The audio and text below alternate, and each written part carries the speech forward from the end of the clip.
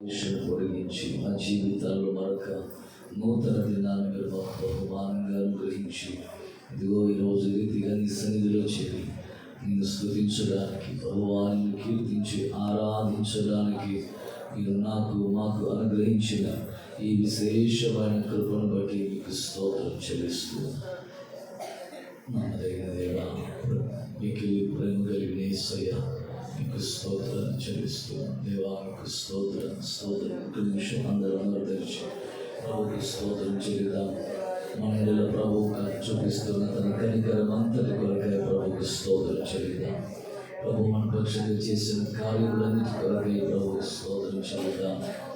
ఆయన మన జీవితాల్లో చూపించిన ప్రేమకు స్తోత్రం చెల్లిద్దాం.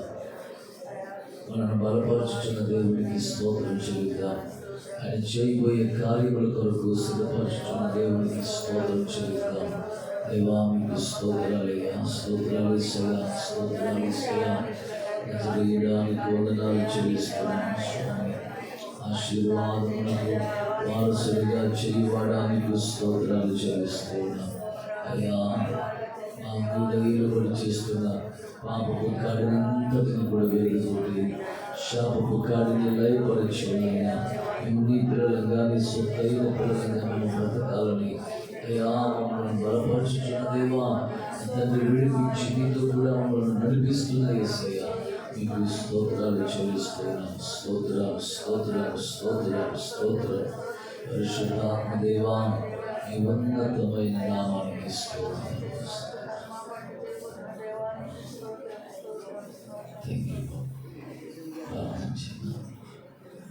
మమ్మల్ని మిగిలిగా ప్రేమిస్తున్న మా ప్రియ పరలోకపు తండ్రి, ఈ పరిశుద్ధమైన ఘనమైన నామానికి వందనస్తులమై స్వామి స్తుతిస్తూ నీ పాద సముఖంలో నిలిచి ఉన్నాం.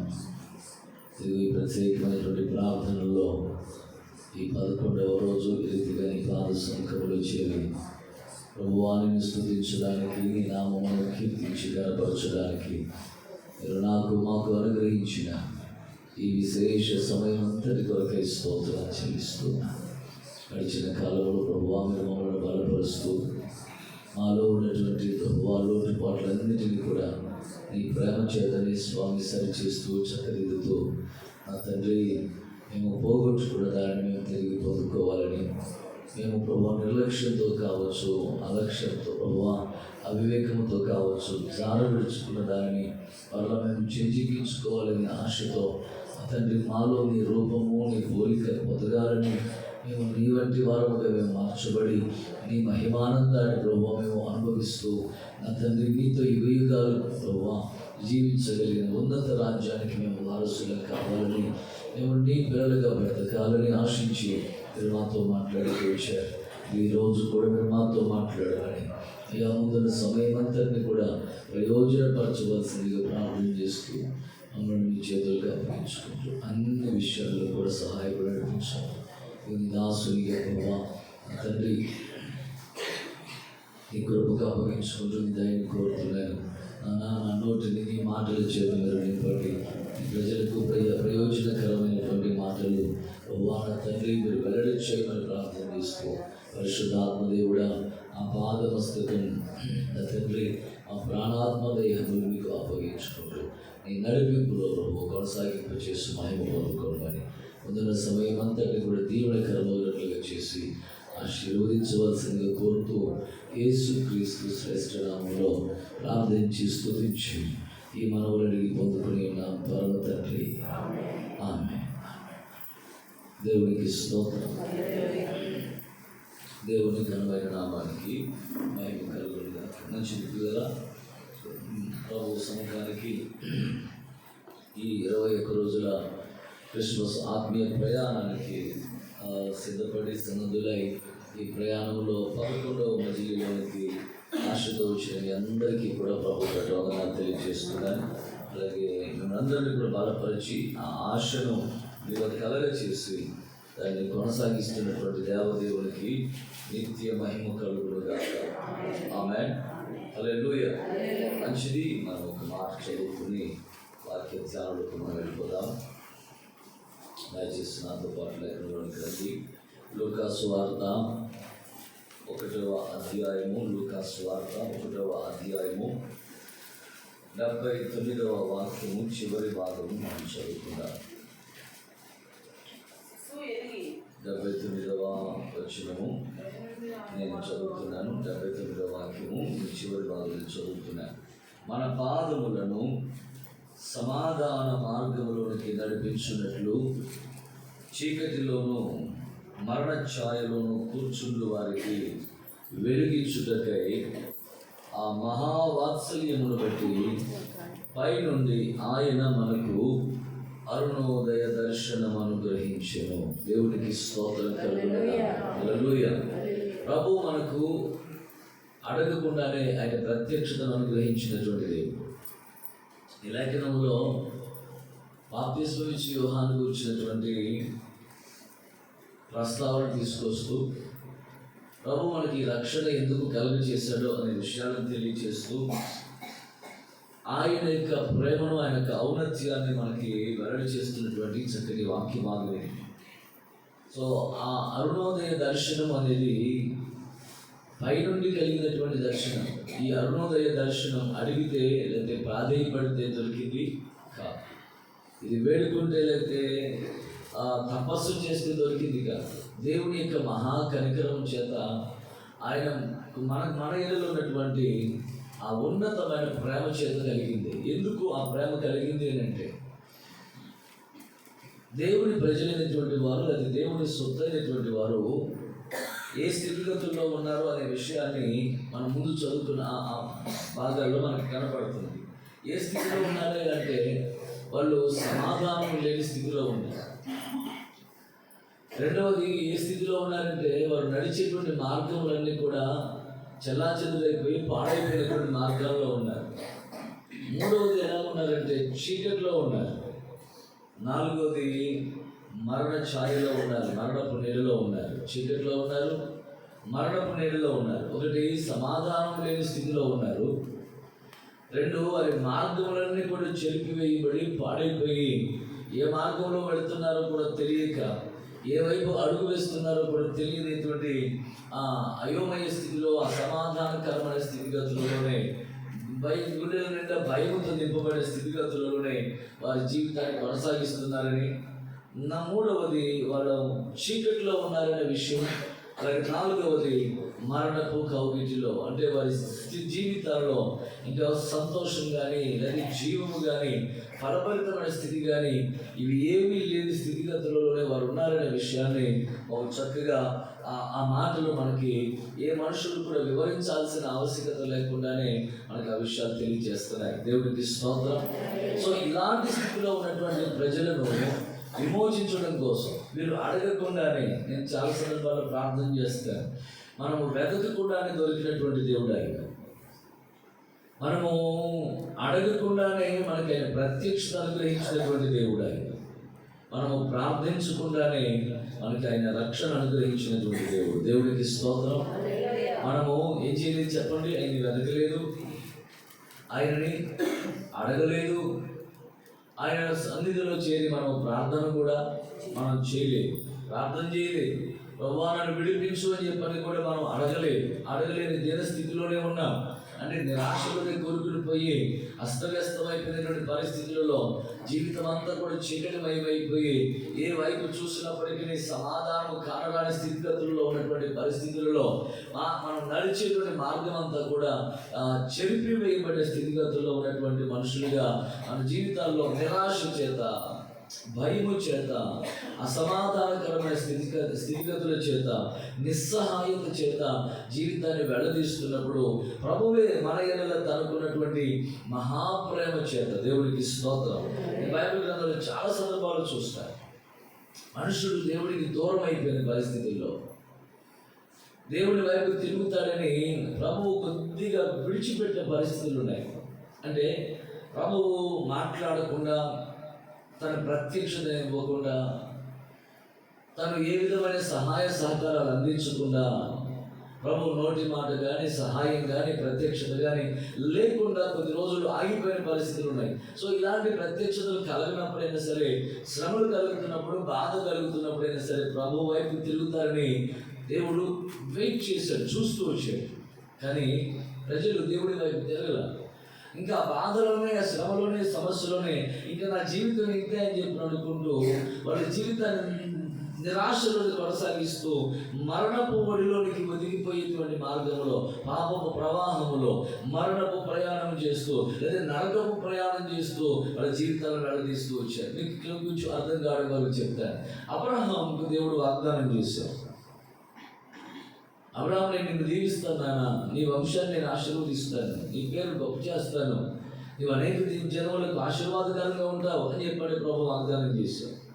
వాగ్దానాన్ని నమ్మి ఏ దేశానికి వెళ్ళాలో తెలియక ఆయన మీద విశ్వాసం ఉంచి ఆ మాటను నమ్మి నీతిమంతుడిగా ఎంచబడి ఆ విశ్వాస బలము చేతనే తన ప్రయాణాన్ని కొనసాగించాడు. ఏమీ లేకపోయినప్పటికీ దేవుని మాటకు విధేయత చూపించి కొనసాగుతూ వచ్చినటువంటి అబ్రహామును దేవుడు దీవించడం మొదలుపెట్టాడు, ఆశీర్వదించడం మొదలుపెట్టాడు.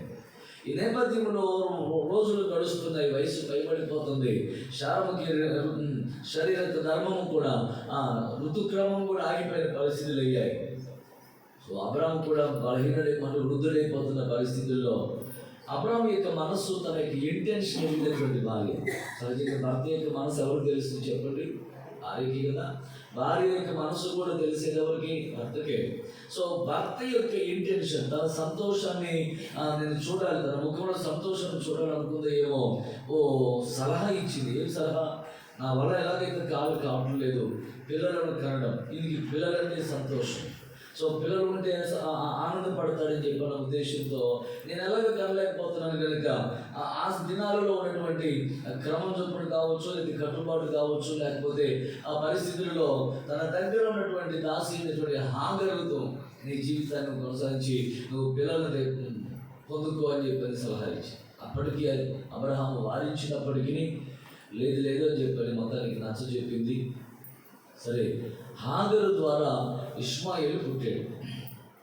ఇష్మాయేలు పుట్టిన తర్వాత, ఇష్మాయేలు పుట్టే సమయానికి అబ్రహాముకు వయసు ఎంత అంటే 86 సంవత్సరాలు. ఎన్ని సంవత్సరాలు చెప్పండి? 86 సంవత్సరాలు. ఈ ఇష్మాయేలు పుట్టిన తర్వాత అబ్రహాము అసలు దేవుడి వైపు తిరిగి, ప్రభువా అసలు ఈ సమయంలో ఇలా చెప్తుంది శారమ్మ, ఏం చేయాలి నాయన అని చెప్పని అడిగినటువంటి దాఖలాలు లేవు. స్తోత్రం. సో అయిపోయింది, బిడ్డ పుట్టాడు.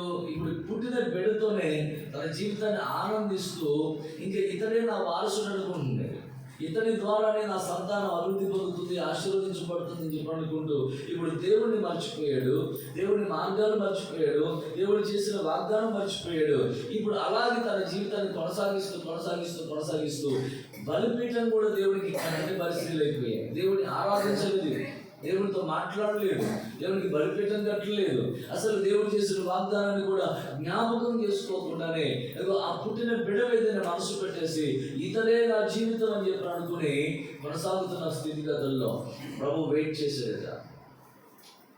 చూశాడు, కనీసం ఒకసారి జ్ఞాపకం చేసుకుని అసలు నేను చెప్పిన మాట ఏంటి, ఇది చేస్తున్న పని ఏంటి అనేటువంటి విషయాన్ని బేరీజు వేసుకుని దేవుడి వైపు తిరుగుతాడని 1 సంవత్సరం ఆగాడు, 2 సంవత్సరాలు ఆగాడు, 3 సంవత్సరాలు ఆగాడు. అబ్రాహాము దేవుని వైపు తిరగట్ల.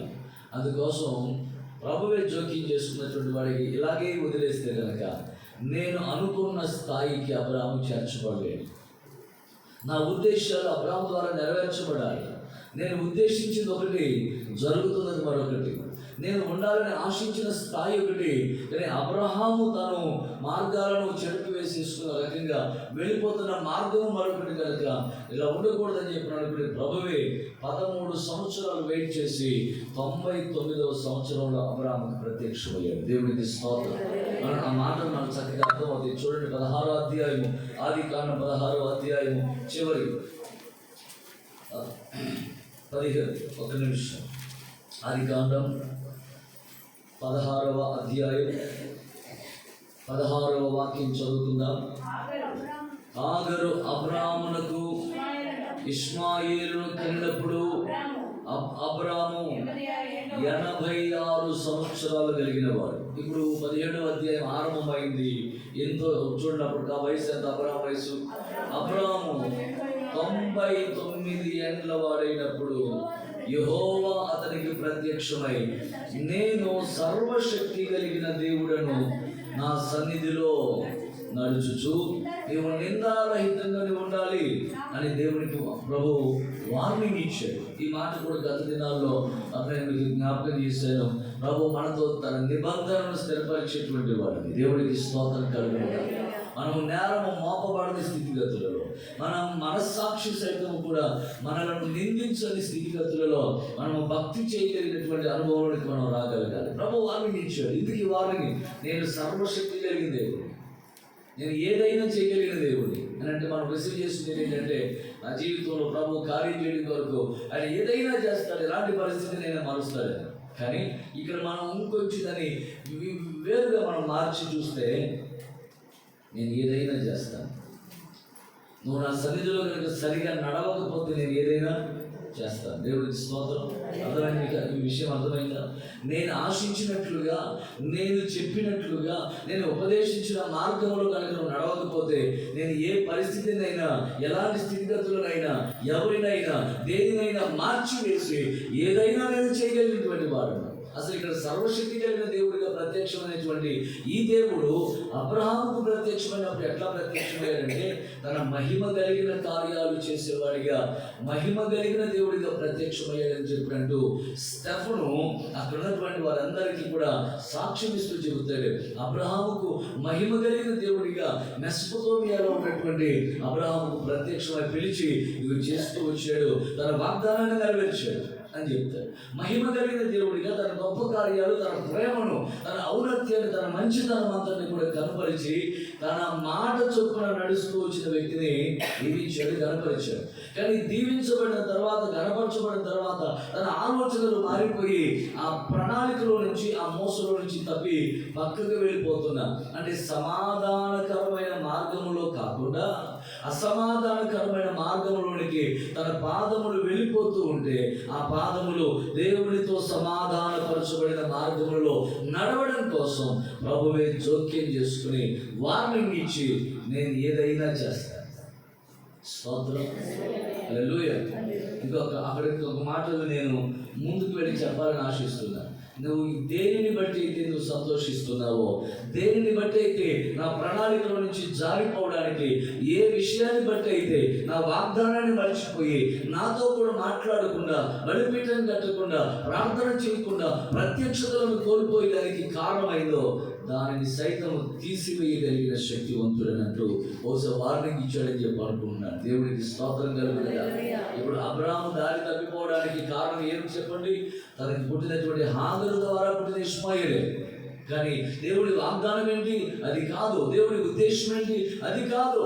దాసి ద్వారా పుట్టిన సంతానం కాదు, కానీ ఎవరి ద్వారా? శారా ద్వారా పుట్టిన సంతానమే ఆయన సంతానం. దేవుడికి స్తోత్రం. మనం ఆశీర్వదించబడడం, మనం మేలు పొందుకోవడం అక్రమమైన మార్గాల్లో కాదు, అది దేవుడు నియమించినటువంటి మార్గాల్లో మనం దీవించబడాలి. అందుకు గాను దేవుడు తన ప్రణాళికలోనికి, తన మార్గంలోనికి తీసుకోవడానికి సమాధాన మార్గములలో మన పాదములు నడుచున్నట్లుగా దారి తొలగిపోయిన మన మార్గాలను సరిచేయడం కోసం ప్రభు తన ప్రేమ చేత మనకు ప్రత్యక్షమవుతున్న దేవుడు. దేవుడికి స్తోత్రం. హల్లెలూయా. చాలా సందర్భాలు ఇశ్రాయేలు జీవితాల్లో కూడా మనం చూస్తూ ఉంటాం. ప్రవక్తల గ్రంథాల్లో, చిన్న ప్రవక్తల గ్రంథాల్లో మనం చూస్తే ప్రజలు బాధపడిపోతున్నారు. వాళ్ళ మార్పు కోసం దేవుడి పరిస్థితులన్నీ కూడా వికటింపజేసిన పరిస్థితుల్లో మారట్లా. పంట తినివేసిన, పసరు పురుగులు తినివేసిన, గొంగళ పురుగులు తినివేసిన, చీడ పురుగులు తినివేసిన దేవుడి వైపు తిరిగి, ప్రభువా మా అవిధేయత వల్లే పరిస్థితులు అయిపోయిందయ్యా, మమ్మల్ని క్షమించు, మేము నిస్సహాయకులకు వెళ్ళిపోయాం, చీకటి అయినటువంటి అజ్ఞాన స్థితిలోకి వెళ్ళిపోయాం, ఏ సహాయం దొరకని పరిస్థితుల్లోకి వెళ్ళిపోయాం, ఇదిగో మరణపు కౌగిట్లో మా జీవితాన్ని కొనసాగించే పరిస్థితులు అయిపోయాయి, క్షమించయ్యా అని చెప్పని అంటారే మనని ప్రభు ఇది చూస్తుంది. కానీ నో కానీ మళ్ళా ప్రభువే ప్రేమ కలిగిన వాడై మీరు నా తట్టు తిరిగితే, దేవుడికి స్తోత్రం, మీరు నా మాట వింటే, నాకు లోబడితే నేను మునుపున్నట్లుగా చేస్తాను, మునుపటి కంటే అధికమైన మేలు కలగ చేస్తానంటూ ఇలా ప్రభువు ఆయనే తన ప్రేమను వ్యక్తపరుస్తున్నటువంటి వాడు. ఇక్కడ కూడా జరిగిన సన్నివేశం అదే. దేవుని ప్రజలు 400 సంవత్సరాలు దేవుని ప్రత్యక్షత లేదు, 400 సంవత్సరాలు దేవుని యొక్క మాట లేదు, దేవుని ప్రత్యక్షత లేదు, దైవికమైన భయం లేదు. ప్రజలందరూ కూడా విచ్చలవిడితనంతో వాళ్ళ జీవితాలను కొనసాగిస్తుంటే ప్రభువే వారి జీవితాలను చక్కదిద్ది సరిచేయడం కోసం ప్రేమను అణుచుకోలేక ఆయన దిగి వచ్చేసాడు. అడగని వారికి అడగకుండానే, ప్రార్థించకుండానే, వెతకకుండానే ఆయన అరుణోదయ దర్శనమును దేవుడు అనుగ్రహించాడు అని చెప్పడానికి నేను సంతోషిస్తున్నాను. దేవుడికి స్తోత్రం కలుగుతుంది. ఒకసారి మీ సంగతి ఏం తెలియదు కానీ నా మటుకు నేను కూడా చాలా సందర్భాల్లో దేవుని తెలిసి ఉండి కూడా, దేవుని ఎరిగి ఉండి కూడా, దేవుడు లేడు అంటూ దూరంగా వెళ్ళిపోయినటువంటి వాడిని, దేవుని కార్యాలను ఎరిగి ఉండి కూడా, దేవుని ప్రేమ చేత కనికరించబడి, దేవుని మహాశక్తి చేత మరణం నుండి తప్పించబడి స్థితి అయినప్పటికీ ప్రస్తుతం కలిగినటువంటి పరిస్థితులను చూసి దేవుని ప్రేమ లేదు, దేవుడికి మమకారం లేదు, దేవుడు చిన్న పొరపాటును చూసి ఆయన పనిష్మెంట్ ఇచ్చేసి పక్కకు తోసేసే దేవుడు అంటూ దేవుని మీద విరక్తి భావంతో దేవుడికి దూరంగా దూరంగా దూరంగా వెళ్ళిపోయినట్టు. దేవుడి వాక్య గ్రంథం బైబిల్ నాతో ఉన్నప్పటికీ దేవుని ప్రార్థించుక, ఆయన వైపుకి చూడక, ఆయన కనికరాన్ని వేడక, సో పరిస్థితులు వికటిస్తున్న వేడైనా సరే ఆయన పాదాలు పట్టుకోకుండా నాకు నచ్చినట్లుగా బ్రతికేస్తున్న పరిస్థితుల్లో నా ఎడల తనకున్న ఉద్దేశము, ప్రేమను మార్చుకోవడానికి ఇష్టపడక, సరి చేసుకోవడానికి ఇష్టపడినటువంటి వాడే నా వెంటబడినటువంటి వాడు, తన గాయపడిన చేతులు చాపినటువంటి వాడు, ఆ చేతుల్లో ఇమిడిపోతే ఆశీర్వదించడానికి ఇష్టపడినటువంటి వాడు, ఆ చేతుల్లో ఎప్పుడైతే ఇమిడిపోయామో తిరిగి మరలా ప్రభువు ఆశీర్వదించడం మొదలుపెట్టినటువంటి వాడు. దేవునికి స్తోత్రం. హల్లెలూయా. ఇది ఇలాంటి ఒకసారి పరిస్థితి మనం వెనక్కి తిరిగి చూస్తే మనం దేవుని మీద ఎన్ని సందర్భాల్లోనో విరక్తి చెందినటువంటి వాళ్ళు ఉన్నాయి. దేవుడు నేను ఆ పరిస్థితి ఇలా అయ్యేది కాదు అని చెప్పి అనుకుంటూ అసలు ప్రార్థన అని అంటేనే చిరాకుగా, వాక్యం అని అంటేనే మనకేదో ఇబ్బందికరంగా ఫీల్ అయిపోయే పరిస్థితులు. వాక్యాన్ని మర్చిపోయి, ప్రార్థనను మర్చిపోయి, అసలు దేవుణ్ణి దూషిస్తున్నటువంటి స్థితిగతులకు వెళ్ళిపోయిన వాళ్ళు ఎవరు అని అంటే దేవుని ప్రేమ పొందుకున్న వాళ్ళని, ఒకప్పుడు దేవుని కృప చేత రక్షించబడిన వాళ్ళమే అయినప్పటికీ కూడా మన స్థితిగతుల్లో ప్రభువుని అడగక, వేడక, ప్రార్థించకుండా ఉన్న స్థితిలోనే మన ఎడల తనకున్న ప్రేమను, వాత్సల్యతను ప్రభువు తీసివేయక, త్రోసివేయక మనలను నూతన పరుచుకోవడానికి ప్రభువు ఇష్టపడి మనకి తన ప్రత్యక్షతను అనుగ్రహించిన వాడు, తన ప్రేమ చేతనే కాస్తున్నటువంటి వాడు, మన ఎడల ప్రతిదినము నవనూతనమైన వాత్సల్యతను కలుగు చేసుకుంటున్నటువంటి మహాదేవుడు ఆయన. దేవునికి స్తోత్రం. అందుకే ఇర్మియా భక్తుడు అంటాడు, నీవెంతైనా నమ్మదగిన దేవుడు, నీవు ప్రతి దినము మా ఎడల నూతనమైన వాత్సల్యత కలుగు చేసుకుంటున్నావు కనుకనే మేము నిర్మూలము కాకుండా ఉన్నాం, ఇంకా మేము బ్రతికున్నాము. వాస్తవానికి ఈ దినాల్లో ఏ మనుషుని చూసినా బ్రతికడానికి లేదా ప్రభు కృప పొందుకోవడానికి అవసరమైన అనువైనటువంటి విషయాలు కొంచెం కూడా కనిపించట్లేదు. ఎవరికి వారు తమకు నచ్చినట్లుగా మార్గాలను ఏర్పాటు చేసేసుకుంటున్నారు. సమాధానకరమైనటువంటి స్థితిలో దేవుడితో కొనసాగవలసినటువంటి వాళ్ళు ఆ సమాధానకరమైన మార్గాన్ని చెరిపివేసేసుకుని అసమాధానంతోని, అంటే దేవుడికి విరోధమైన మార్గాల్లోనికి వెళ్ళిపోయి దేవుడితోనే నడుస్తున్నామని అనుకుంటూ, ఆయనతో నడుస్తున్నాం అనుకుంటూ, ఆయన వెలుగులో నడుస్తున్నామని అనుకుంటూ చీకటిలోనే నడుస్తున్నటువంటి వాళ్ళు చాలామంది ఉన్నారని ఆ అపోస్తులైనటువంటి ప్రేమాపోస్తులైన యోహాను గారు పత్రిక రాస్తూ తెలియజేస్తాడు. చూడండి, ఆ మాటలు ఒకసారి చదువుదాం. మొదటి యోహాను పత్రిక, మొదటి అధ్యాయం, మొదటి యోహాను పత్రిక మొదటి అధ్యాయము 5వ వాక్యం నుంచి మనం చదువుదాము. మేము ఆయన వలన విని మీకు ప్రకటించు వర్తమానమేమనగా, దేవుడు వెలుగై ఉన్నాడు, ఆయన యందు చీకటి ఎంత మాత్రమునూ లేదు, ఆయనతో కూడా సహవాసము గలవారమని చెప్పుకుని చీకటిలో నడిచిన ఎడల మనము అబద్ధమాడుచు సత్యమును జరిగించుకుందుము. అయితే ఆయన వెలుగులోనున్న ప్రకారము మనము వెలుగులో నడిచిన ఎడల మనము ఆయనతో అన్యోన్య సహవాసము గలవారమైందుము. దేవునికి స్తోత్రం కలుగునుగాక.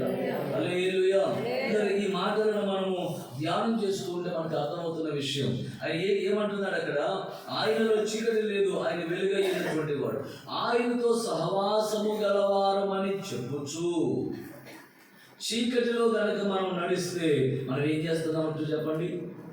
ఆయనతో సమాధానము లేని స్థితి, మనం అబద్ధమాడుతున్నటువంటి స్థితి, ఇది మనలను మనము భ్రమపరుచుకుంటున్నటువంటి ఈ సన్నివేశం, ఈ సందర్భం ఒకసారి ఆలోచన చేయండి. మన చేతిలో పాపం ఉంటుంది, మన హృదయాల్లో అవిధేయత ఉంటుంది, మన అవసరాల కోసమో లేదా అలవాటుగానో మనం లోకముతో మమేకమైపోయి పాపముతోనే పెనవేసుకుని పోయి మన జీవితాన్ని కొనసాగిస్తున్న పరిస్థితులు అవుతున్నాయి. కానీ పైకి మాత్రము నేను ప్రార్థన చేసే వ్యక్తిని, దేవుడి మందిరానికి వెళ్ళే వ్యక్తిని, నేను పరలోక ప్రయాణం చేస్తున్న వ్యక్తిని, నిబంధన కలిగిన జనులు మనం చెప్పుకుంటూ మనము ఎక్కడ సహవాసం చేస్తున్నాం? లోకంతో సహవాసం చేస్తున్నాం. ఈ దినాల్లో చాలామంది అండి, నేను చెప్పడానికి నేను ఈ విషయాన్ని నేను బాధపడుతున్నాను. చాలామంది బట్టలు మార్చినంత ఈజీగా చాలామంది పాపపు జీవితంలో, దేవుడికి స్తోత్రం, బట్టలు మార్చినంత ఈజీగా, మంచినీళ్ళు తాగినంత ఈజీగా వాళ్ళు పాపపు జీవితంలో కొనసాగుతూ పైకి మాత్రము భక్తిపరులుగా కనపరుచుకుంటున్నటువంటి వ్యక్తులు చాలామంది ఉన్నారు. కానీ ప్రభు కృప మాత్రం ఆయన తీసివేయట్లేదు, ఆయన త్రోసివేయట్లేదు. దేవుడితో సమాధానకరమైన మార్గంలో నేను నడుస్తున్నామని చెప్పి అనుకుంటూ ఆ సమాధానాన్ని తెంపివేసేసుకుని మనుషుల ముందు సమాధాన స్థితిలో ఉన్నట్లుగా కనబడుతున్న వాళ్ళు చాలామంది ఉన్నారు. చీకటిలోనే బ్రతికేస్తూ, చీకటిలోనే నడుస్తూ దేవుని వెలుగులో ఉన్నామని చెప్పుకుంటున్నటువంటి వాళ్ళు చాలామంది ఉన్నారు. ఒక్కసారి పరిశీలన చేస్తే ఎవరికి వారు ఈ సమయంలో ఏంటంటే వాక్యం వింటున్నప్పుడు మనం పరిశీలన చేసుకోవాలి. ఇప్పుడు నేను నిజంగానే చీకటిలో ఉన్నానా లేకపోతే వెలుగులో ఉన్నానా? ఆయనతో సమాధానపరచబడిన స్థితిలో ఉన్నానా, అసమాధానకరమైన స్థితిలో ఉన్నానా? నేను ఆయన సహవాసంలో నుంచి వేరైపోయి ఉన్నానా, ఆయనతోనే అంటుకట్టబడి స్థితిలో ఉన్నానా అని మనం పరిశీలన చేసుకోగలగాలి. మనం మనుషుల చేత మనం పొగిడించబడిన, మనుషుల ఎదుట మనం సమాధానకరమైన స్థితిలో ఉన్నట్లుగా అనిపించుకున్నప్పటికీ మన మనస్సాక్షిని మనము బుజ్జగించేసి దాన్ని అణిచిపెట్టేసి దాన్ని నోరు మూయించేసి మనం భక్తి చేసినంత మాత్రాన మనం బహుమానము పొందుకోలేము. స్తోత్రం, హల్లెలూయా. ఎందుకంటే ఈ రోజున ఈ మాటలు మీకు తెలియజేస్తున్నాను. మనము దేవుని ఎదుట నిష్కలంకమైన భక్తిని చేయగలిగిన స్థితికి రాగలగాలి. స్తోత్రం. అదే ప్రభు మనం కోరుతున్నాడు. మన అసమాధానం స్థితి తొలగిపోయి దేవుడితో మనం సమాధానపరచబడాలి. ఆమె మనలో ఉన్న చీకటి తొలగిపోయి ఆ స్థానంలో వెలుగుతో నింపబడగలగాలి. మన మీద ఉన్నటువంటి మరణపు ఆ నీడ తొలగిపోయి మరణపు కాడి వెలుగుపట్టబడి మనకు జై జీవితం కలిగిన వారమై క్రీస్తులో మన కొరకు దాచి ఉంచిన జీవాన్ని మనం గట్టిగా పట్టుకోగలగాలి. స్తోత్రం, హల్లెలూయా. ఈ రోజున ఎందుకునో నా హృదయంలో ఈ తలంపును ప్రభు పెట్టి ఎదురు తీసుకుని రావడం కొరకు ప్రభు బలపరుస్తున్నారు. వాస్తవానికి నేను హైదరాబాద్ వెళ్తానని చెప్పాను కదా. హైదరాబాద్ వెళ్ళి రాత్రి వచ్చేసరికి 1:30 పడుకునేసరికి ఇంచుమించుకు పావుదొక్క 2 అయింది. అలా 4 గంటలు వేసుకొచ్చాను. కానీ ఎక్కువగా నేను సిద్ధపడడానికి అవకాశం లేదు. బట్ అయినప్పటికీ ఇక్కడికి వచ్చి కూర్చున్న తర్వాత ప్రభు నా హృదయంలో పెట్టినటువంటి ఈ తలంపును, ఈ మాటను మీ ఎదురుగా నేను తీసుకొస్తున్నాను. స్తోత్రం. నిజమైన క్రిస్మస్ ఏంటంటే క్రీస్తుతో సమాధానపరచబడమే. ఆమె నిజమైన క్రిస్మస్ ఏంటంటే ఆయన తీసుకొచ్చినటువంటి వెలుగును మనం హృదయంలో మనం ధరించుకుని మన జీవితాన్ని మనం వెలిగించుకుని ప్రభు సహవాసంలో మనం కొనసాగడమే. అది కనుక లేకపోతే నిజం క్రిస్మస్ అనిపించుకోరు. కనుక ప్రభు మన ఎడల ఆ అరుణోదయ దర్శనాన్ని ప్రభు మనకి అనుగ్రహిస్తున్నది మన మంచితనమును బట్టి కాదు, కానీ మన మీద తనకున్న ప్రేమ చొప్పున మన జీవితాలను మార్చి ఆయనతో కూడా ఉండడం కొరకు ప్రభు ఇష్టపడుతున్నాడు. దాని కొరకే సిద్ధపరచుకుంటున్నాడు. అలా ఉండాలని చెప్పి ఆశిస్తున్నాడు అని చెప్పడానికి నేను చాలా సంతోషిస్తున్నాను. స్తోత్రం. మనలో అవిధేయతలు కనపడుతున్నా విడిచిపెట్టడానికి ఇష్టపడట్లేదు. మనలో లోటుపాట్లు కనపడుతున్నా మనల్ని విడిచిపెట్టడానికి ఇష్టపడట్లేదు. ఏ విధము చేతనైనా సరే మనలను సరి చేసుకుని తన ప్రణాళికలోనికి తీసుకుని వచ్చి మనలను ఘనపరిచి ఆశీర్వాదకరమైన స్థితిలో ఉండడం ఉంచడం కోసమే ఎప్పటికప్పుడు ప్రభువు తన ప్రేమను వెల్లడి చేస్తున్నాడని చెప్పడానికి నేను సంతోషిస్తున్నాను. ఆయన ప్రేమ అద్భుతమైనటువంటి ప్రేమ. స్తోత్రం, హల్లెలూయా. అది మనుషుడు ఎవరో కూడా చూపించినటువంటి ప్రేమ. ఏ కోశాన్ని కూడా మనల్ని పోగొట్టుకోవడానికో నష్టపరచుకోవడానికో విడిచిపెట్టేసరికి దేవుడు ఇష్టపడలేదు. కానీ ఏ విధము చేతనైనా సరే లాస్ట్ ఛాన్స్లోనైనా సరే మారుతాడు, చాలు అని చెప్పి ప్రభు ఆశపడుతున్నాడు. కానీ మనం చేసే పని ఏంటంటే రోజు రోజుకి హృదయాన్ని కఠినపరచుకుంటాం. పాపపు భ్రమలోనే మనం బ్రతికేసేస్తూ హృదయాన్ని మరింత కఠినపరచుకుంటాం.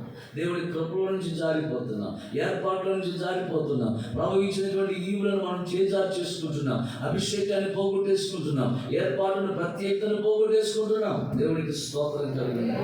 హల్లెలూయా. మనుషుల చేత మనం ఎంతమంది చేత మంచివారు అనిపించుకున్నా, ప్రభువు చేత మంచివారు అనిపించుకోలేకపోతే, మనుషులతో ఎంతమందిని పోగు చేసుకుని సమాధానకరంగా ఉన్న దేవుడితో సమాధానం లేకపోతే ఆ భక్తి వృధా. ఆ భక్తి వల్ల ఉపయోగం లేదు. నేను చాలా సందర్భాలు చెప్పినట్టు నాకు బాగా జ్ఞాపకం. శ్రీలేఖ రోజున స్టూడియోలో పాట పాడడం కొరకు, పాట రికార్డింగ్ కొరకు వచ్చిందంట. పాట రికార్డింగ్ కొరకు వచ్చినటువంటి శ్రీలేఖ పాట పాడేసిన తర్వాత బయటకు వచ్చి తను మాట్లాడుతున్న మాట, ఈ పాట ఎవరు రాశారండి పాస్టర్ గారు అని చెప్పి అడిగి, ఆ పాస్టర్ గారితో ప్రార్థన చేయించుకుని నా జీవితం కూడా కాస్త విశ్వాసం ఉన్నటువంటిది. ఒక వేదిక మీద నేను వాక్య పరిచయం చేయడానికి, ఆవిడ పాట పాడడానికి వచ్చినప్పుడు ఆమె వచ్చినటువంటి స్థితిగతులు నేను చూసి నేను ఆశ్చర్యపోయాను. తను ప్రభు సముఖానికి వేదిక పాట పాడడానికి వచ్చినప్పుడు కూడా తను వేరొక స్థితిగతిలో వచ్చింది. సో అవన్నీ నేను చెప్పి నేను కూడా ఆవిడ నేను తగ్గించే ప్రయత్నం కానీ వేరే నిందించే ప్రయత్నం చేయలేదు. కానీ అలాంటి స్థితిగతుల్లో వచ్చి ఆ తర్వాత ఆ పాట పాడిన సందర్భంలో నేను ఇప్పటివరకు పాటలు పాడి నేను భక్తి కలిగిందని అనుకున్నాను. సో పాటలు పాడడమే అది భాగ్యంగా ఎంచుకుని, అది అవకాశంగా ఎంచుకుని నేను పాడిన పాట ప్రతి ఆలయంలో, ప్రతి ఆలయ ప్రతిష్ట రోజున ప్రతి ఆలయంలో ప్రవేశించండి అందరూ చెప్పిన పాట ప్రతి చోట వినపడుతుంది. అంతగా దేవుడు నన్ను దీవించాడు, నా భక్తి అని బహుశా అనుకుని ఉండొచ్చు.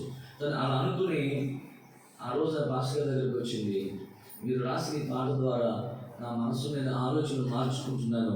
సో నేను మార్చబడిన జీవితాన్ని కలిగి ప్రభుతో నడవడం కొరకు నా కొరకు ప్రార్థన చేయండి అన్నట్టు. దేవుడికి స్తోత్రం. ఆ పాట ఏంటంటే పాట పాలన గుర్తులేదు కానీ రావా ప్రభు అనేటువంటి ఒక క్యాసెట్లో పాట. ఏంటది అంటే, పాటలు ఎన్నో పాడిన, ప్రార్థనలు ఎన్నో చేస్తున్నా, అందరూ ఆత్మీయురాలు అని చెప్పి అంటున్నా, నా మనస్సాక్షి మాత్రం నన్ను దోషులని నిందిస్తుంది అనేటువంటి స్తోత్రం. మన మనస్సాక్షి మనకు చెప్తుంది, మనలో ఉన్నటువంటి పరిశుద్ధాత్మ దేవుడు, మనతో ఉన్నటువంటి పరిశుద్ధాత్మ దేవుడు మనకి స్వరాన్ని వినిపింపు చేస్తుంటాడు. మనుషులందరూ అంటున్నారు నువ్వు సరైన మార్గంలో లేవు, మనుషులందరూ నువ్వు మంచివారు అనిపిస్తున్నా, పరిశుద్ధాత్మ దేవుడు మన మనస్సాక్షి చెప్తుంది నువ్వు మాట్లాడే మాట నిజమైనదేనా, నువ్వు నడిచే మార్గం సరైనదేనా, నువ్వు దేవుడితో నిజంగా సరైన సహవాసమే కలిగి ఉన్నావా అని చెప్పినటువంటి విషయాన్ని వెల్లడి చేస్తూ వ్యక్తపరుస్తున్నప్పుడైనా సరే మనం ఏం చేస్తాం తెలుసా, దాన్ని అణిచివేసేసి మనం కొనసాగిస్తాం. కానీ ప్రభుకి అది కాదు కోరుకునేది. కనీసం ఇలాంటి దినాల్లోనైనా సరే, అంటే మన జీవితంలో వచ్చి వెళ్తున్న క్రిస్మస్ పర్వదినాల్లోనైనా సరే మనం చేయాల్సింది సంపూర్ణంగా ప్రభువుకి అప్పగించుకొని, మన మనస్సును మన ఆలోచనలను మార్చుకొని, మనలను నూతన పరుచుకోవడం కొరకే మాట వినిపిస్తున్నా, పాట వినిపిస్తున్నా, హెచ్చరిక చేస్తున్నా దేవుని స్వరానికి మనము విధేయత చూపించిన వారమై ప్రభువుకు లోబడిపోగలిగితే ప్రభువు ఎక్కడికైనా ప్రభువు తీసుకెళ్తాడు. స్తోత్రం. అబ్రహాము ఎన్నటికి ఎన్ని తరాలు గడిచినా కూడా సరిదిద్దుకోలేని పొరపాటు చేశాడు కదండి, అవునా కదా? అబ్రహాం ఎన్ని తరాలు గడిచినా కూడా ఎప్పటికీ సరిదిద్దుకోలేని పొరపాటు చేశాడు. కానీ విడిచిపెట్టేశాడా? నీ వలన నా ప్రాణంతా పోయింది అబ్రహాం, అసలు ఈ జనాంగం బహుశా నా ఆలోచనలు లేరు, కానీ నువ్వు చేసిన తప్పటడుగు వల్ల, వేసిన తప్పటడుగు వల్ల ఈ పరిస్థితి వచ్చింది. మళ్ళీ ఇప్పుడు ఏడుస్తున్నావు లేవు. సరే, నేను ఆ జనాంగాన్ని కూడా నేను దీవిస్తాను రా, ముందు నా ప్రణాళికలో నుంచో, నా ఉద్దేశాల నుంచో, నేను చెప్పినట్టుగా చెయ్యి, నేను నడవమన్న మార్గంలో నడువు అని చెప్పని ప్రభు మరలా అబ్రాహామును బలపరిచాడు. దేవుడికి స్తోత్రం. హల్లెలూయా. విడిచిపెట్టేలా ఉన్నతమైన స్థాయికి తీసుకొచ్చాడు. దావీదు తప్పు చేసినప్పుడు, తప్పు మీద తప్పు చేసినప్పుడు దావీదును కూడా దేవుడు విడిచిపెట్టేలా సరి చేసుకున్నటువంటి వాడే మరలా దేవుడితో సమాధానకరమైన స్థితిలోకి తీసుకొచ్చాడు. హల్లెలూయా. మరణపు కౌగిట్లోనికి వెళ్ళిపోవాల్సిన పాపం వల్ల వచ్చే చేతులు అని చెప్పండి, మరణం కదా. ఆ మరణపు నీడలో ఉన్నటువంటి ఆ వ్యక్తులను దేవుడు విడిపించి, మాకు చాలా సంతోషించే విషయం ఏంటంటే ఈ అబ్రాహాము గారి విషయంలో కావచ్చు, దావీదు గారి విషయంలో కావచ్చు, ప్రభువు సరే వీళ్ళు తప్పిపోయారు, జారిపోయారు, కానీ ప్రభువు ప్రేమ చేత హెచ్చరిక చేయబడి సరి చేయబడిన తర్వాత మరలా అబ్రాహాము మరలా దేవునికి విరోధమైన మార్గాలకు వెళ్ళినవాడు కాదు. దావీదు సైతం కూడా దేవునికి విరోధమైన మార్గాల్లోనికి వెళ్ళినవాడు. అంటే మన చేతిలో ఉన్న పాపములు కావచ్చు, అవిధేయతలు కావచ్చు, మనం ఏం చేయాలి? ఒప్పుకుని దాన్ని పూర్తిగా విడిచిపెట్టేసేయాలి. కానీ మనం చేసే పని ఏంటంటే ఒప్పుకుంటాం, ప్రభువా నేను చేసిన పొరపాటు, ఆ పొరపాటు వల్లే నా జీవితం ఇలాగ అయిపోయింది, ఆ పొరపాటు వల్ల ఇంత నష్టం జరిగింది అని మనం ఒప్పుకుంటాం. మంచిది, కానీ ఒప్పుకోవడం మాత్రమే కాదు, కానీ ఒప్పుకున్న దానిని సంపూర్తిగా విడిచిపెట్టగలగాలి. ఆమె మనం నడుస్తున్న మార్గం తప్పని మనకు తెలిసినప్పుడు మార్గాన్ని మార్చుకోవాలి. మనం చేసే పని తప్పని తెలిసినప్పుడు దాన్ని మనం మార్చుకోవాలి. మనం చేసే పని, మనం నడిచే మార్గము వెనక వస్తున్నటువంటి పిల్లలకి అది ఇబ్బందికరంగాను, వారికి శాపాన్ని కూడా తెచ్చేదిగా ఉంది అనుకున్నప్పుడు మనకి కొంచెం కష్టమైనా సరే మనం దాన్ని విడిచిపెట్టేసి దేవునితో మనం ఏకీభవించడానికి మనం నడవగలిగితే మన జీవితాలను దేవుడు మన జీవితాలను, మన పిల్లల జీవితాలను కూడా ఆశీర్వాద పదంలో ప్రభువు నడిపించగలిగినటువంటి వాడు. దేవునికి స్తోత్రం. హల్లెలూయా. ఈ దర్శనం దేవుడు ఎందుకని గ్రహించాడంటే ఆయన ప్రణాళికలో నుంచి జారిపోయిన వారిని తిరిగి మరలా ఆయన ప్రణాళికలో నిలుపుకోవడం కొరకు, ఆమె దేవుడితో సమాధానపరచబడ్డం కొరకు. అని చెప్తున్నాను, మన జీవితంలో అలముకునే ఉన్నటువంటి చీకట్లన్నిటిని కూడా తొలగించి, చీకటి దేనికి సాదృశ్యం అంటే చాలామంది భక్తులు మనకు చెప్తారు, మనం విన్నాం, చీకటి పాపానికి సాదృశ్యమని, చీకటి అజ్ఞానానికి సాదృశ్యమని, చీకటి అనారోగ్యానికి సాదృశ్యమని, చీకటి ఇదిగో దేవునికి దూరం అయిపోయిన స్థితికి సాదృశ్యం అంటే రకరకాలుగా చాలా చాలా విషయాలు ఉంటాయి. కానీ ఒకటి మాత్రమే చెప్పగలను, చీకటి అలుముకుని ఉన్నటువంటి జీవితాల్లో దేవుని దగ్గర నుంచి ఏది దొరకదు. అనేది లోకపు చీకటి కావచ్చు, పాప చీకటి కావచ్చు, అజ్ఞానపు చీకటి కావచ్చు, దేవుని మాటకు లోబడిన చీకటి కావచ్చు, అది ఏదైనప్పటికీ దేవునికి విరోధమైనటువంటి చీకటిలో చిక్కుకుపోయినటువంటి నీకు వెలుగు కలగడం కొరకు చేయాల్సింది ఒకటే, ప్రభువా ఇదిగో నన్ను నీ వైపుకు ఆకర్షించుకుంటున్నావు, నేను నీ వైపుకు వస్తున్నాను, నేను నీతో ఏకీభవిస్తున్నాను, నీ మార్గాల్లో నేను నడుస్తున్నాను, నీ ఉపదేశానుసారంగా నా మనస్సును, నా ఆలోచనలు, మార్గాలను మార్చుకుని నీతో నడుస్తానయ్యా అని దానికి అనగలిగితే మన జీవితాల్లో చీకటి తొలగిపోతుంది. స్తోత్రం. హల్లెలూయా. చీకట్లో మనం ఎవరికి కనపడకపోవచ్చు, కానీ స్వరం వినపడుతుంది. అవునా కదా? మన పాపముల చేత, అపరాధముల చేత ప్రభు దగ్గర నుండి వచ్చే సహాయం పొందుకోక మన పాపములే అది గోడలాగా అయిపోయి ఆయనకి మనకి వేలు చేస్తూ మనల్ని కప్పివేస్తున్న పరిస్థితుల్లో మనం కనపడకపోవచ్చు, కానీ మన స్వరం వినపడుతుంది. అంటే ప్రభు నన్ను క్షమించు, నీ సమాధానకరమైన మార్గాల్లో నన్ను నడిపించు, ఈ పాపపు చీకటి నుంచి నన్ను విడిపించు, నా జీవితంలో నీ వెలుగు కనపరచు, ప్రసవింప చేసి ప్రభువా అని కనుక మనం ప్రార్థన చేయగలిగితే మన మీద ఉన్నటువంటి ప్రతి విధమైన శాపపు కాడిని ప్రభు వెలగొట్టి ఆశీర్వాదకరమైన స్థితికి మనం తీసుకుని వెళ్ళడానికి ఇష్టపడుతున్నాడు, సంతోషిస్తున్నాడని చెప్పడానికి నేను సంతోషిస్తున్నాను. దేవునికి స్తోత్రం. హల్లెలూయా. క్రిస్మస్ నిజమైన క్రిస్మస్గా ఉండాలి అంటే మారని జీవితమును అలాగే కలిగి కొనసాగడం కాదు, కానీ పాడైపోయిన జీవితాన్ని మార్చుకుని ప్రభువుతో నడవడమే నిజమైన క్రిస్మస్. స్తోత్రం. నేను మరలా చెప్తున్నాను, క్రిస్మస్ అనేటువంటిది బాహ్య సంబంధమైనది కాదు, కానీ అది అంతరంగ సంబంధమైనది. స్తోత్రం. హల్లెలూయా. క్రిస్మస్ బాహ్యానికి భౌతిక సంబంధమైన విషయాలకు మనం పరిమితం చేయకూడదు, కానీ అది ఆత్మకు సంబంధించినదిగా మనం అప్లై చేయగలిగితే, క్రీస్తు ప్రభు నా కొరకు వచ్చి అంత త్యాగం చేసి ప్రాణం అర్పించి నా స్థానంలో తాను నిలిచి నా శిక్షను తొలగించి నా జీవితంలో వెలుగు కలగదనుకున్నాను, సహాయం దొరకదనుకున్నాను, ప్రేమించేవారు ఎవరు లేరనుకున్నాను, కానీ నన్ను ప్రేమించాడు, నాకు సహాయం చేశాడు, నా జీవితాన్ని వెలుగుతో నింపాడు. ఉన్నత రాజ్యానికి వారసుని చేశాడు. ఆయనకి నేను ఏమి రుణం తెచ్చుకోగలను? ఏం లేదు.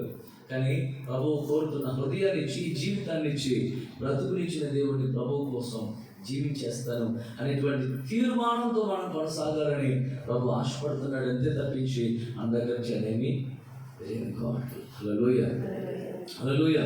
ఈ మాటలు మనము ఎప్పుడు రొటీన్గా వింటున్నట్టువే కావచ్చు, కానీ ఈరోజు కూడా మనకి ఎందుకు ప్రభు నేర్పిస్తున్నాడంటే, ఇంకా మనలో దేవునితో సమాధానపరచబడడానికి ఆటంకంగా అడ్డుగా ఉన్నటువంటివి ఏవో ఉన్నాయి.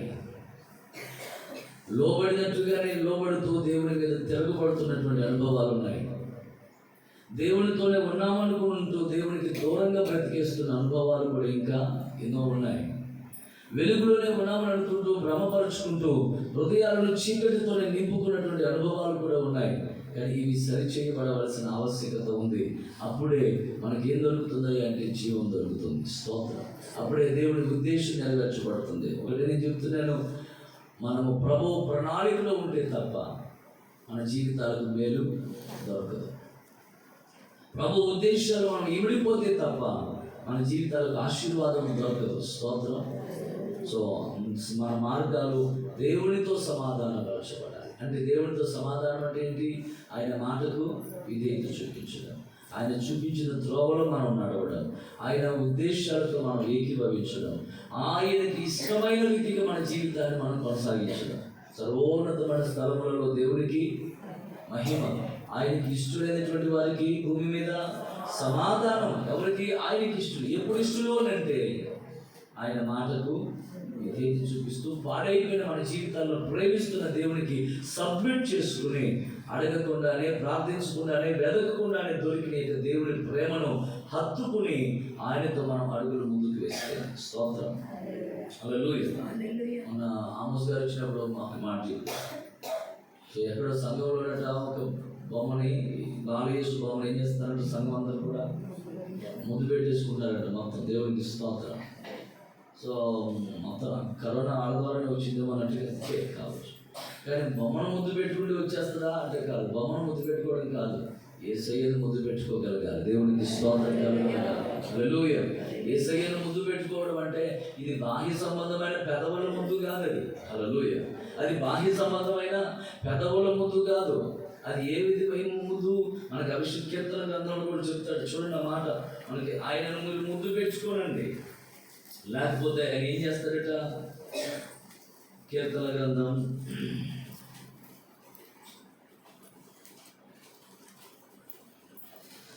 2వ కీర్తన 12వ వాక్యం 11 నుంచి భయభక్తులు కలిగి యెహోవాను సేవించుడి, గడగడ వణుకుచు సంతోషించుడి. ఆయన కోపము త్వరగా రగులుకొనును, కుమారుని ముద్దు పెట్టుకునుడి, లేని ఎడల ఆయన కోపించును. ఆయన కనుక కోపిస్తే ఏమవుతుంది పరిస్థితి చెప్పండి? త్రోవ తప్పి, సమాధానకరమైన మార్గములను తప్పి నాశనమునకు వెళ్ళిపోవాల్సిన పరిస్థితి వస్తుంది. అంటే ఆయనను ముద్దు పెట్టుకునే అవకాశం, లేదా ఆయనను ప్రేమించి ఆయన ఆజ్ఞలకు లోబడి, ఆయన ఉపదేశాలకు లోబడి గడగడ వణుకుచు భయము కలిగి ఆయనను ఆరాధన చేస్తూ, గడగడ వణికేటువంటి వాడు అట్లా సంతోషిస్తాడండి. దేవుడికి స్తోత్రం. గడగడ వణికే వాడు సంతోషిస్తాడా? అవును, ఎంతగా ఉన్నారా? హల్లెలూయా. భయపడుతున్న వ్యక్తి, గడగడ వణుకుతున్న వ్యక్తి ఎలా సంతోషించగలుగుతాడు? అది భౌతిక సంబంధమైనటువంటి వణుకు కాదది. హల్లెలూయా. అది ఆత్మ సంబంధమైనటువంటి వణుకు, ఆత్మ సంబంధమైనటువంటి భయము. ఈ భయము మనల్ని ఏం చేస్తుందంటే నిత్య సంతోషం వైపు నడిపించడం మాత్రమే కాక నిత్యము సంతోషించగలిగిన స్థితిలో నిలుపుతుంది. దేవుని జీవాన్ని స్వతంత్రించుకోవడానికి హేతు అవుతుంది, కారణమవుతుంది. ఆయన మనల్ని ప్రేమిస్తూ ఉండగానే మనం ఏం చేయాలి? ఆయన మాటకు విధేయత చూపించి ఆయనకు లోబడగలగాలి. ఆయన మన నుంచి కోరుకుంటుంది ఒకటే, మార్చబడిన మనస్సు కలిగిన వారమై, మార్చబడినటువంటి మార్గము కలిగిన వారమై మనము ప్రభువుని సేవించాలని, ఆరాధించాలని కోరుతున్నాడు. సంవత్సరాలు గడుస్తున్నా మన మనస్సులు మారట్లేదు. సంవత్సరాలు గడుస్తున్నా మన మార్గాలను మనం మార్చుకోలేకపోతున్నాం. సంవత్సరాలు గడుస్తున్నా కూడా దేవునితో సమాధానపరచబడిన స్థితిలో కొనసాగుతున్నాం. క్రిస్మస్లు ఎన్నో వస్తున్నాయి, వెళ్ళిపోతున్నాయి, కానీ ఈ సంవత్సరము మన మార్గములు మార్చబడాలి, మన మనస్సులు మార్చబడగలగాలి. దేవునికి స్తోత్రం. మన మనసుల నిండా కలుషితమే, మన మనసుల నిండా స్వార్థమే, మన మనస్సుల నిండా కూడా రకం చెప్పలేక ఆ మాటలు కొన్ని పదాలు దొరకట్లేదు. అది ఎలా చెప్తే అది ఇంకా మీకు చక్కగా అర్థమవుతుందని చెప్పాను. కొన్ని పదాలు దొరకట్లేదు. పైకి అద్భుతంగా ప్రేమను నటిస్తూ హృదయంలో కపటమును, ద్వేషమును పెట్టుకుని, అసూయను పెట్టుకుని, పెదవులతో మాత్రం ఎంత అద్భుతంగా రమ్యమైన మాటలు మాట్లాడుతూ వ్యక్తుల జీవితాన్ని కొనసాగించేస్తున్నారు. పైకి మాత్రం చాలా చాలా మంచి వ్యక్తిగా అంటున్నారు, చాలా ప్రేమను కనపరుస్తున్నట్లుగా నటిస్తున్నారు. కానీ హృదయంలో ఉన్న ద్వేషము అలాగే పెట్టుకుని దాన్ని గూడు కట్టింపు చేసుకుని దానిని మిళితపరిచి వ్యక్తి ఎదుట ఒక మాట, వ్యక్తి లేనప్పుడు మరొక మాట. ఇవన్నీ కూడా ఏమవుతున్నాయి అంటే మన అంతరంగాన్ని పాడు చేసేస్తున్నాయి. గుర్తుపెట్టుకోండి, ఓ వ్యక్తి మీద దేవునికి ప్రేమ ఉండాలి, కానీ దేవునికి విరోధమైన ద్వేషంతో మనం మన హృదయాలను నింపుకోకూడదు. ప్రస్తుత సమాజం ఇలాగే నడుస్తుంది. అద్భుతం. నీ ద్వారా లోతులకు వెళ్ళదలుచుకోవట్లేదు. స్తోత్రం. హల్లెలూయా. మనసులు మారట్లేదు. కనీసం మోగ జీవాలండి, జాతి వైరుధ్యంతో ఉన్నటువంటి మోగ జీవాలు సైతం కూడా ఒకదానికొకటి ప్రేమను పంచుకుంటున్నాయి. ఒకటి ఆపదలో ఉంటే ఆ ఆపదలో ఉన్నటువంటి ఆ జీవాన్ని జాతి వైరుధ్యంతో ఉన్నటువంటిది కూడా సాగుతుంది. చిరుతపులి జింక పిల్ల అప్పుడే పుట్టింది, నీచులో ఉంది, ఇంకా దాంట్లో ఉంది, కానీ తల్లి ప్రాణభయంతో పలుకు తీసేసింది. కానీ ఆ చిరుతపులి దానికి తన నాలుగుతోనే దానికి శుద్ధి చేసి, ఆ చిరుతపులి వాస్తవానికి దాన్ని చక్కగా ఆపగా తీసుకుని ఒక ఏది స్వీట్ మొక్కలాగా తినేసేసింది, వెళ్ళిపోవచ్చు. కానీ మన దేవుడు ఏం చేసేది నిజంగా ఆశ్చర్యం అనిపించింది ఆ సన్నివేశాన్ని చూసినప్పుడు. కానీ మనుషులకి ఆ ప్రేమ కనపట్లేదా? మనుషుల మధ్యలో ఆప్యాయతలు కనపట్లేదా? మనుషులు మాత్రం ప్రేమలు, ఆప్యాయతలు మనుషుల ముందు ఎంత అద్భుతంగా నటిస్తున్నారు. కానీ అదే మనిషి గురించి మరలా ప్రక్కకు వెళ్ళి మరలా ఎలా మాట్లాడుతున్నారు, అది ఎలా జరుగుతుందో. కానీ ఇది దేవుడికి ఇష్టమా అంటే కాదు. అది నీకు తెలుసు, నువ్వు మాట్లాడుతుంది, నువ్వు నడుస్తుంది, నువ్వు చేస్తుంది తప్పు అని చెప్పని దాని ద్వారా నీకు కూడా నష్టము, బాధ కలుగుతుంది, కుటుంబాలు చీలిపోతున్నాయి, మనుషుల మధ్య ప్రేమలు, బంధాలు తెగిపోతున్నాయి. ఇవి సమాధానకరమైన స్థితి కాదు. సమాధానపరచాలి, సమాధానపరిచేవారే సమాధానకర్త అయిన దేవుడితో ఎగీగలు ఉంటారు అనే విషయం తెలిసి ఉండి కూడా సమాధానపరచవలసిన వ్యక్తులు కూడా అసమాధానాన్ని క్రియేట్ చేస్తూ హృదయంలో అసమాధానం కలిగి దేవునితో సమాధాన బంధాన్ని తెచ్చేసేసుకుంటున్నారు. ఎవరండి వీళ్ళు అంటే దేవుని పిల్లలే, నిత్యము దేవునితో కొనసాగే వాళ్ళే, దేవుని వాక్యమును వింటూ చక్కగా పాటలు పాడుతూ వాక్యాన్ని ప్రకటన చేస్తున్న వాళ్ళు సైతం కూడా ఇలాగే తయారైపోయారు.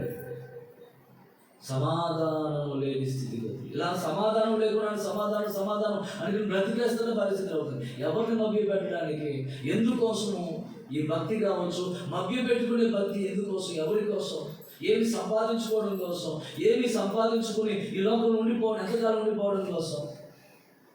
ఎప్పుడు వెళ్ళిపోతున్నామో తెలియట్లేదు. రాత్రి హైదరాబాద్ నుంచి వస్తుంటే నా కళ్ళ ముందే కారు చాలా వేగంగా వచ్చింది. ఆ వేగం మొత్తానికి నిద్ర వచ్చిందో ఏమో తెలియదు, లేదా కొంచెం అడ్జస్ట్ చేసుకోవడం తేడా వచ్చిందో తెలియదు. 3 బండిలు కొట్టేసింది, మొత్తం డివైడర్ మనకి ఎక్కేసి తిరగబడిపోయింది. లోపల వాళ్ళ పరిస్థితి ఏంటి తెలియదు. నేను కూడా వేగంగానే ఉన్నాను, దగ్గర 100 స్పీడ్లో ఉన్నాను నేను కూడా. స్తోత్రం. వాళ్ళు ఎలా ఉన్నారో ఏమో తెలియదు. ఇంకా వాళ్ళ ఆ పరిస్థితి, ఎవరి సమయం ఎప్పుడు ఎవరికి ఏం జరుగుతుందో అర్థం కావట్లా. వాళ్ళు ఎందుకున్నో తెలియదు. వీళ్ళ గురించి వాళ్ళకి, వాళ్ళ మీద వీళ్ళకి, వీళ్ళ మీద వాళ్ళకి, మనుషుల మధ్యలో చిచ్చులు కలగజేసేటువంటి మనస్సు పెట్టుకుని మనం ఎంతకాలం బ్రతుకుతాం? మనుషుల మధ్య భేదాలు కలిగినటువంటి వారంగా ఇది నాది, నేను అనేటువంటి తత్వం కలిగి సమస్తాన్ని విడిచిపెట్టి వచ్చినటువంటి దేవుడి ఎదుట ఇది నాది అని చెప్పినప్పుడు మనం ప్రవర్తిస్తే ఆయనకి ఎంత అపహాస్యంగా ఉంటుంది. అది ఎందుకోసం మనం భక్తి చేస్తున్నట్టు, ఎవరి కోసం చేస్తున్నట్లు? మన విషయంలో ప్రభు చేసిన త్యాగం కావచ్చు, ప్రభు చూపించిన ప్రేమ కావచ్చు, ఆయన మనలను ప్రేమించి ఇచ్చిన అరుణోదయ దర్శనం కావచ్చు, ఇవన్నీ వృధా అయిపోతుంటే దేవదత్తులు యేసయ్యను ఒకసారి ఇలా అంటే ఎప్పుడు ప్రభు అనుకుంటున్నా నేను అంటారేమో, ప్రభువా ఎందుకయ్యా వీళ్ళ కోసమా నీవు ప్రాణత్యాగం చేసింది? వీళ్ళను నువ్వు నమ్మి మారతారు చెప్పినట్టు చేతులు చాపి వెంటబడుతుంది. వీళ్ళు నిన్ను గురించి ప్రకటిస్తారని, మార్చబడే జీవితాన్ని సమాజానికి చూపిస్తారని చెప్పని ఇంకా నిరీక్షిస్తుంది. ఇలాంటి వాళ్ళ కోసమా? మాకు ఒక ఛాన్స్ ఇవ్వయ్యా, లోకాన్ని మార్చిపడేస్తామని చెప్పని వాళ్ళు అడుగుతూ ఉంటారట దేవదూతలు. మనము మారతామని, మార్చబడిన జీవితాన్ని లోకానికి చూపిస్తామని, సమాధానం లేని వ్యక్తులను సమాధానపరుస్తామని, దేవుని ప్రేమను లోకానికి పంచుతామని, మనము దేవుని రాజ్యానికి సిద్ధపరచబడతామని, సమాధాన మార్గాల్లో మనం కొనసాగుతామని ప్రభు ఆశపడుతున్నాడు. అలా సమాధానపరచబడే స్థితిలో ఉంటేనే నిజమైన క్రిస్మస్ ఆనందం మనకు దొరుకుతుంది. స్తోత్రం, హల్లెలూయా, హల్లెలూయా. మీకు అర్థమవుతుందా? ఈరోజు పాస్టర్ గారు ఈరోజు వాయి తీసేస్తున్నారు ఏంటో అనుకోబాకండి. ఈరోజు పొద్దున్నే కొంచెం పాస్టర్ గారు హాట్గా ఉన్నారని అనుకోబాకండి. నాకు హాట్గా ఉండడం నాకు ఇష్టం కాదు. స్తోత్రం. ప్రభుకి బాధ కలిగించడం, శ్రమ కలిగించడం ప్రభుకి ఇష్టం కాదు. ఆయన విచారమైనను బాధనైనను ఆయన హృదయపూర్వకంగా కలుగజేసే దేవుడు కాదు. కానీ నొప్పి తగిలితేనే స్వస్థత వస్తుంది. ఆమె నొప్పి కలుగుతుంది కదా అని చెప్పి చీముగానే ఉంచేస్తే సెప్టిక్ అవుద్ది, కాలు తీసేయాల్సి వస్తుంది. తర్వాత జరగకూడదు నష్టం జరిగిన తర్వాత ఏమనుకున్నా ఎంత అనుకున్నా ప్రయోజనము ఉండదు. జరగకూడని నష్టం జరగకుండా ఉన్నప్పుడే కొంచెం మనకు అవకాశం ఉన్నప్పుడే సరి చేసుకోగలగాలి. ఇలా ఒకసారి ఆలోచించి మన జీవితాలు ఎన్ని క్రిస్మస్లు వెళ్ళిపోయినాయి. మనం ఎన్ని రోజులు దేవుని వాక్యాలు వింటున్నాం. ప్రభుకి ఇష్టలేని వ్యక్తులను మనం బ్రతికితేనే ఆయనతో సమాధానపరచబడతాం. ఆ సమాధానకరమైన స్థితిని తీసుకుని రావడం కోసమే, ఆయన దేవుడితో సమాధానపరచడం కోసమే ప్రభు వచ్చాడు. మనం ఎన్ని వాక్యాలు వింటున్నాం. శరీర కార్యాలు విడిచిపెట్టాలి, మనం ఆత్మ కార్యాలు, ఆత్మ ఫలములు ఫలించాలి అని మనం ఎన్ని విషయాలు మనం నేర్చుకుంటున్నాం. లేదు, అవేమీ ఉండట్లేదు. అవేమి లేకుండా నేను క్రైస్తవుడిని, నేను వెలుగులో ఉన్నాను, నేను ఆయన సహవాసంలో ఉన్నాను, ఆయన సిద్ధపరిచిన నిత్య రాజ్యానికి వారసుని అవుతున్నాను, పేరు కోసం క్రైస్తవులంగా, లేకపోతే ప్రజల ముందు మనుషుల ముందు మనం మంచివారు అనిపించుకోవడం కొరకు భక్తిగా మనం ఉండకూడదు. కానీ ప్రభు ఆశించినట్లుగా నిస్వార్థమైనటువంటి విధంగా ప్రభు ఆశించిన మనస్సును కలిగిన వారమై ఆయనతో సమాధానపరచబడి ఆయన సహవాసంలో మనం కొనసాగడం ద్వారానే ఆయన చేసిన త్యాగానికి, ఆ త్యాగం మన జీవితంలో వ్యర్థం కాకుండా ఉంటుంది. మనం మన కోసం ప్రభు తీసుకొచ్చినటువంటి ఆ క్రిస్మస్ ఆనందం మనం స్వతంత్రించుకోగలుగుతాం. స్తోత్రం, హల్లెలూయా. అసలు నిన్నేమో చాలా అద్భుతంగా చెప్పారు వాక్యం. ఎలాంటి పరిస్థితి దేవుడు మార్చేస్తాడు. అటు కాదు అటు అది ఇది కూడా స్తోత్రం అవసరమే మనకి. హల్లెలూయా. నేను చెప్తున్నాను వాస్తవాన్ని, నేను వాక్యం ప్రిపేర్ అవ్వాలా. ఇక్కడికి వచ్చి కూర్చున్న తర్వాత ప్రభు ఇచ్చిన తలంతో చొప్పున తెలియజేస్తున్నాను. ఒకసారి మిమ్మల్ని మీరు పరిశీలన చేసుకోండి. దేవునికి సమాధానం ఉన్నారా? దేవునికి ఎడబాటు తీసుకుని వచ్చే అవిధేయత ఏదైనా ఉందా?